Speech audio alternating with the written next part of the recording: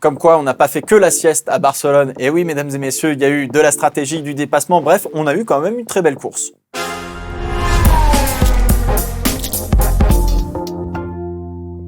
Salut tout le monde, bienvenue dans le Fast 5, 5 réactions sur le Grand Prix d'Espagne 2021. C'est parti.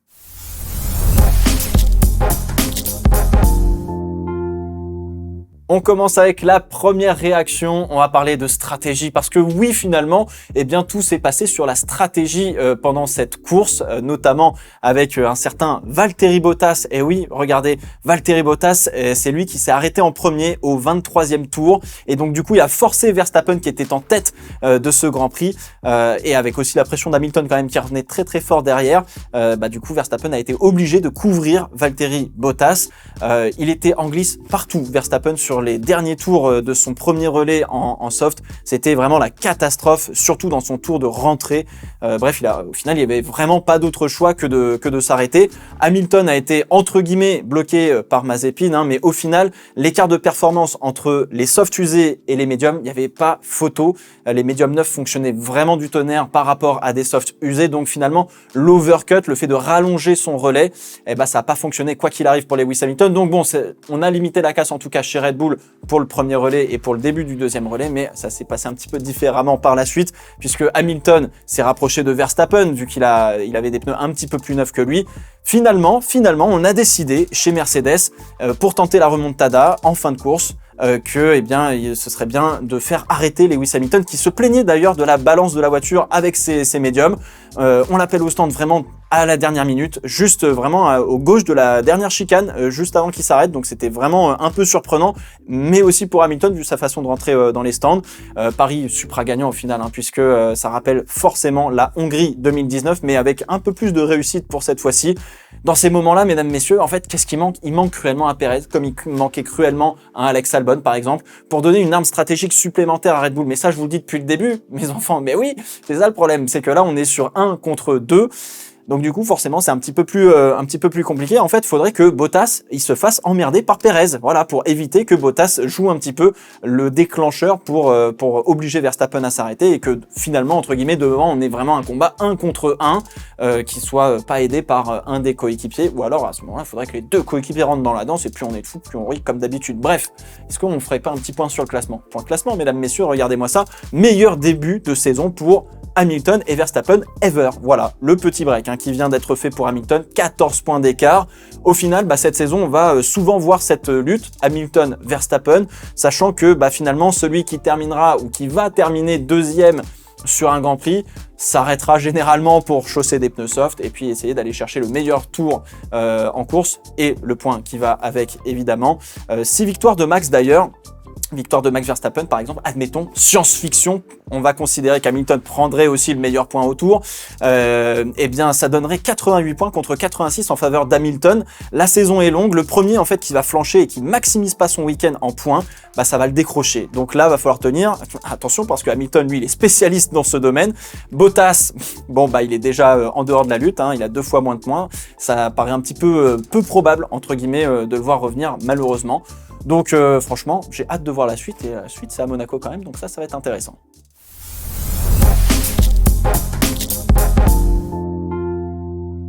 La deuxième réaction, mesdames, messieurs, elle concerne les dépassements parce que oui, il y a eu quand même du beau dépassement et alors ça c'est quand même cool parce que on s'attendait tellement à pire et tellement à rien que finalement, on a été plutôt bien surpris. Et j'ai fait une petite liste de dépassements pour le coup parce que mine de rien, ça s'est quand même bien bataillé sur la piste. Alors oui, ça a été très stratégique, mais ça s'est bien bataillé sur la piste et c'est ça le plus important. On va commencer avec le premier, mesdames, messieurs.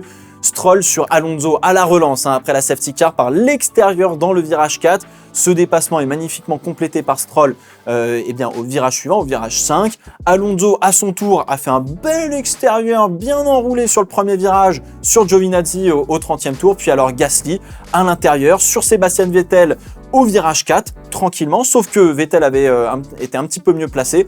Donc du coup, finalement, c'est Vettel qui a fait l'intérieur sur Giovinazzi qui était juste devant au virage 5.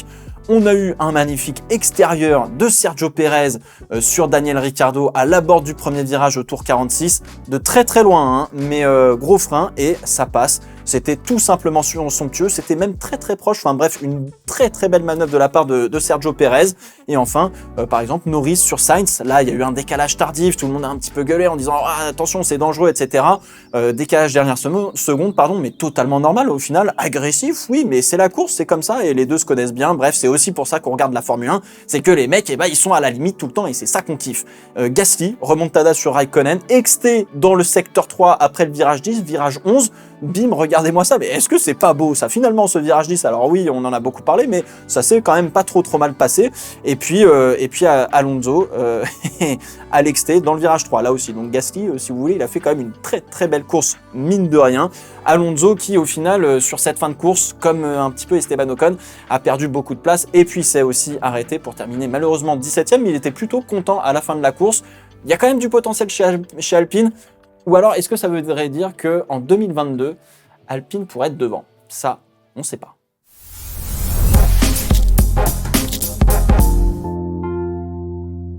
Troisième réaction, mesdames, messieurs, je suis obligé de vous en parler. On va parler de la radio de Toto Wolff à la FIA, au directeur de course de la FIA, Michael Masi, à propos d'une gêne de la part de Nikita Mazepin sur Lewis Hamilton. Et alors oui, ça fait énormément de réactions sur Twitter notamment, regardez-moi ça, pas mal de réactions, forcément, on lui tape dessus dès qu'il fait une bourde, puis bon, on va pas se le cacher, hein, c'est pas la première fois que Mazepin fait une bourde, mais là pour une fois, je vais vous le dire vraiment très sincèrement, je suis scandalisé par la Formule 1 pour une fois, parce qu'au final, on nous a pendu du Netflix total, et moi ça m'énerve, et je vais vous expliquer pourquoi. Hop. Non, on va peut-être pas faire un fast explore sur pourquoi Mazepin n'a pas tort, etc. Non, évidemment. Alors, Mazepin, pour recadrer un petit peu les choses, vient de passer les pneus médium neufs. Hamilton est en pneus soft usés et Verstappen vient juste de rentrer au stand. On est à la fin du premier relais. Hamilton va rester à une distance d'environ 2 secondes, si c'est pas un peu plus, pendant environ 2 tours. Et de manière tout à fait normale, en fait, on va pas agiter de drapeau bleu à Nikita Mazepin. Hamilton n'est pas encore assez proche de Nikita Mazepin pour qu'on agite justement ce fameux drapeau bleu, malgré 7 dixièmes quand même dans le premier secteur, hein, et ça c'est essentiellement dû quand même à l'efficacité de la Mercedes et sur des virages rapides et en ligne droite, seulement 3 dixièmes plus rapides dans le deuxième secteur et dans le même dixième dans le troisième secteur. Et ils sont à environ, on a fait les comptes, entre 1 seconde 5 et 2 secondes d'écart entre les deux, donc entre les deux pilotes, hein, sur le tour 25. Donc début du tour 26, Mazepin est encore loin devant, vous voyez, regardez, on a entouré en jaune, il est encore loin devant, on lui agite le drapeau bleu en sortie de virage 4, c'est la première fois qu'on lui agite le drapeau bleu, et il s'écarte largement en sortie de virage 5. Le drapeau bleu est agité au bon moment pour Mazepin, et on a connu quand même des pilotes qui attendaient un petit peu plus, on va pas se le cacher. Bon alors oui, je comprends la frustration de se manger ce qu'on appelle du dirty air, de l'air sale, du fait qu'il y a une voiture devant, du coup vous avez moins d'efficacité, moins d'appui aérodynamique et c'est un moment critique de la course parce qu'on joue une victoire potentielle chez Mercedes. Donc c'est tout à fait normal, c'est au moment où il faut faire absolument l'effort. Mais honnêtement, il n'y a aucune faute de la part de la FIA. Là, pour le coup, vraiment, je trouve que ça a gueulé pour rien. Et puis, bon, c'est le jeu quoi. La Haas, elle était quand même pas aussi lente, on va dire, que d'habitude par rapport à la Mercedes, et donc bon c'est comme ça. Puis Mazepin, il a aussi le droit de faire sa course entre guillemets. Puis bon, il y a quand même eu aussi d'autres pilotes qui se sont écartés de manière beaucoup plus tard, on va dire, entre guillemets, ou qui ont un peu plus gêné Lewis Hamilton ou Max Verstappen pendant cette course. Je pense à Raikkonen, regardez par exemple, là on est dans le virage 3, tour 39, alors qu'Hamilton était en train de revenir comme une balle sur Max Verstappen. Là, est-ce que ça, c'est pas trop gêné Lewis Hamilton? Donc ça, je comprends pas. Au final, les gars, je trouve que ça fait beaucoup de bruit pour absolument rien. C'est du total Netflix qu'on nous a pendu. Tout le monde s'est fait avoir parce qu'on n'a aucune justification visuelle. On a eu juste la radio. Le coup de la radio montré à la télévision, franchement, je trouve ça moche. Donc bon, voilà. Bref, en fait, finalement, j'ai envie de vous dire qu'on tire sur une ambulance qui est déjà en feu.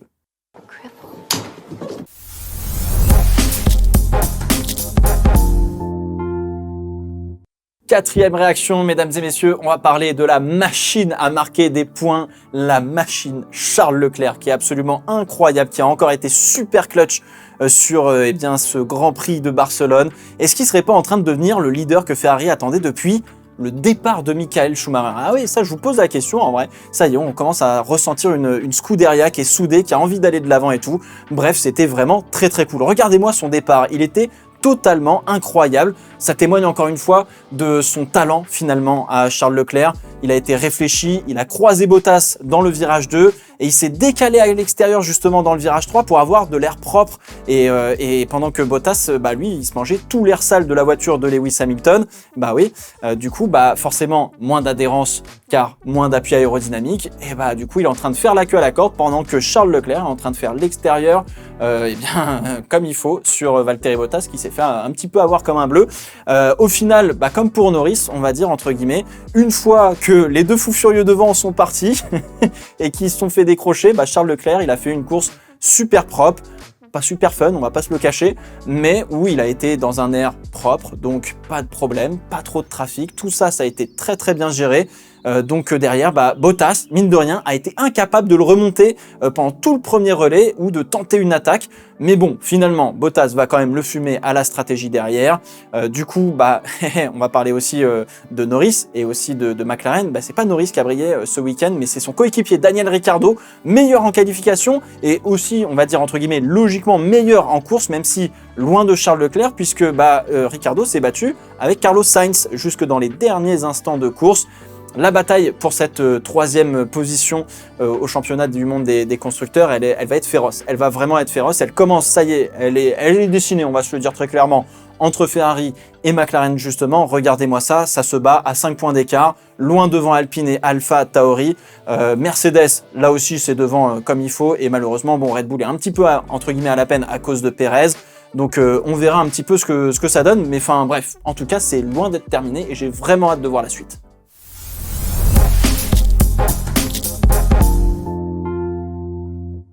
Cinquième réaction, on va parler du move de Max Verstappen sur le premier virage du premier tour de cette course sur Lewis Hamilton. Et oui, ça a été assez beau. Alors ça y est, c'est clair, ça ne va pas se faire de cadeau pendant toute la saison. Déjà dans le tour de formation, Verstappen, il était vraiment très très proche de Lewis Hamilton, il essayait de lui mettre un petit peu la pression. Alors oui, Hamilton, il est un peu hermétique quand même à ce genre de pression, mais parfois, ça peut ouvrir une petite brèche là-haut et du coup, ça peut pousser à faire une micro-erreur ou avoir un petit doute, etc. Et ça peut suffire. Malheureusement, c'est ce qu'on attendait de Bottas depuis de nombreuses années. À notre grand désarroi, ça n'est jamais arrivé, malheureusement. Bref, ça, c'est une autre histoire. Revenons sur Verstappen, justement, le départ. Départ impulsion meilleure pour Verstappen, mais la Mercedes reprend forcément vite le dessus, côte à côte, mais Hamilton est devant et Verstappen est derrière pendant toute la ligne droite. On arrive au freinage d'Hamilton, tranquille, ça va tenter de fermer la porte à l'intérieur, mais Verstappen, en fait, ce qu'il va faire, il va se laisser glisser jusqu'au vibreur intérieur dans un petit trou de souris qui est en train de se refermer parce que Hamilton est en train de vouloir fermer justement la porte. Et tout ça en freinant un petit peu moins du côté de Verstappen et en prenant Hamilton un petit peu comme une référence visuelle pour essayer justement de se laisser glisser. Alors le but est d'être suffisamment imposant au point de corde pour obliger Lewis Hamilton à céder sa position. C'est comme ça qu'on fait la course tout simplement. Et finalement, c'est ce qui se passe exactement. Verstappen se retrouve à hauteur. On est roue avant contre roue avant. On monte sur le vibreur et sur la redescente, Verstappen va sous-virer énormément. En fait, le vibreur agit un petit peu comme une sorte de pente sur laquelle tu glisses. On a eu à peu près le même phénomène en Formule 3 notamment. C'est le circuit qui est comme ça à cet endroit-là. Et aussi, Verstappen arrive avec quand même beaucoup de vitesse qui explique qu'il a du sous-virage tout de même. Voilà. Derrière, Hamilton n'a pas d'autre choix que d'ouvrir son volant pour éviter le contact et freine un petit peu plus pour laisser Verstappen passer. Il se retrouve très mal positionné pour le virage 2 et Verstappen s'échappe tout de suite. Ça a été très agressif en fait de la part de Verstappen. 2-1 finalement dans ce combat très rapproché, très féroce au premier virage. Mais ça se respecte l'un et l'autre. Et c'est possible parce que les deux savent que celui de derrière va forcément essayer de tenter des grosses choses et que la course elle se joue pas sur le premier virage mais sur 66 tours dans ce cas-là. D'autres pilotes moins expérimentés auraient rien lâché et les deux seraient partis au carton et ça serait terminé entre guillemets. L'adage dit si vous voulez finir premier, premièrement il faut finir et ça Lewis Hamilton et Max Verstappen en sont très très conscients évidemment, mais forcément ça se fait absolument aucun cadeau pour autant. Évidemment, on va tout tenter pour obliger son adversaire à céder, on va dire, la position. Finalement, la manœuvre de Verstappen, elle est un petit peu à l'image d'un Ayrton Senna, c'est-à-dire qu'il va tenter quelque chose et le choix sera uniquement dans les mains de son adversaire. Soit tu me laisses passer, soit on va au carton tous les deux, mais c'est toi qui as le choix. Lewis Hamilton sait très très bien faire ça aussi. Alors forcément pour Monaco, on va pas se le cacher, les marges sont quand même beaucoup plus réduites. Pas sûr qu'on ait encore ce combat féroce. Si on l'a, tant mieux, parce que alors là, ce sera génial. Mais il faudra peut-être attendre la Turquie pour revoir un gros dépassement comme ça, façon Ayrton Senna, entre guillemets, de la part de Lewis Hamilton ou de Max Verstappen. En tout cas, la saison, elle n'est pas terminée, mais surtout, tôt ou tard, ça risque de peut-être partir un petit peu en cacahuète, risque d'y avoir une incompréhension à un moment donné ou à un autre. S'il n'y en a pas, tant mieux. Mais que ce soit du côté de Verstappen ou d'Hamilton, peut-être qu'ils vont pas interpréter la manœuvre de l'autre comme il se devrait qu'ils l'interprètent. Et ça pourra finir au carton. Voilà, ça c'est dit, je vous préviens. Mais si ça se passe pas, alors là, tant mieux parce qu'on a un super championnat en perspective.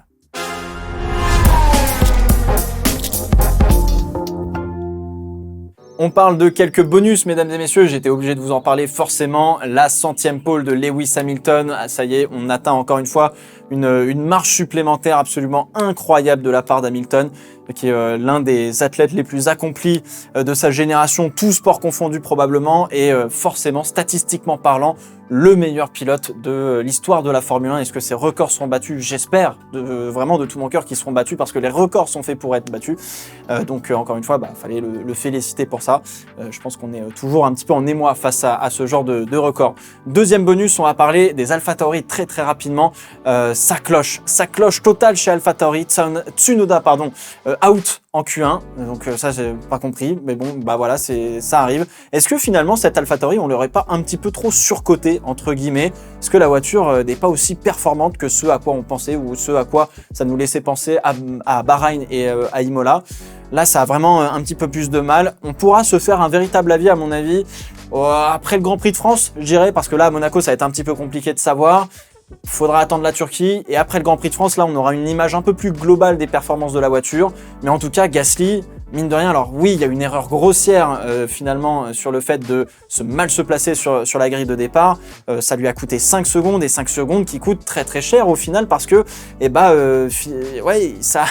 il se retrouve juste derrière Ocon pour quelques petits points alors qu'il avait vraiment du bon rythme. Il aurait pu marquer de plus gros points. Mine de rien, Gasly arrive à quand même remonter un petit peu la chose, mais la voiture est peut-être pas aussi performante que ça. Ça se bat au championnat entre Alpine et AlphaTauri, loin derrière McLaren et Ferrari, alors qu'on s'était dit les AlphaTauri sont sortis être vraiment pas très loin. Et là, pour le coup, c'est vraiment pas le cas. Donc voilà, c'est sans compter aussi les problèmes de fiabilité chez AlphaTauri. Abandon pour Yuki Tsunoda. Il y a eu aussi des problèmes pour le japonais pendant le week-end, notamment en qualification. Bref, c'est un petit peu compliqué, mais on va espérer qu'il y ait du mieux pour AlphaTauri, forcément, pour la suite. Autre bonus dont je voulais vous parler, c'était la reprise, le début tout simplement de la FIA F3 et on va faire un petit instant cocorico, oui, puisque Clément Novalak a fini sur le podium de la première course tout simplement avec un certain Caio Collet et puis un Alexandre Smoliar, excusez-moi, et puis deuxième cocorico, Victor Martins sur le podium de la course 2, là aussi, bravo Victor, avec Oli Caldwell et puis Frédéric Vesti. Bref, ça a bien fonctionné, même pour Rechad de Gérus, autre pilote français. En revanche, pour Pierre-Louis Chauvet, ça a été un petit peu plus compliqué chez Genzer Motorsport. Et puis, j'en profite aussi pour féliciter Isaac Adjar, qui en formule régionale by Alpine a réussi à monter sur le podium de la course 2, le pilote français. Bravo. Adrien David a eu un petit peu plus de mal. Il a eu des problèmes moteurs en qualif, je crois. Et puis, il y a eu un petit accrochage en course 2, enfin bon, bref. Voilà, c'était un petit peu la chose. Bref, la relève est déjà présente et bien partie pour l'avenir du sport auto français. Alors ça fait plaisir. Voilà, c'est la fin de ce Fast 5. J'espère qu'il vous a plu. N'hésitez pas à me donner vos réactions dans les commentaires. On se retrouve dans 2 semaines pour le Fast 5 du Grand Prix de Monaco. En attendant, portez-vous bien. Ciao, ciao.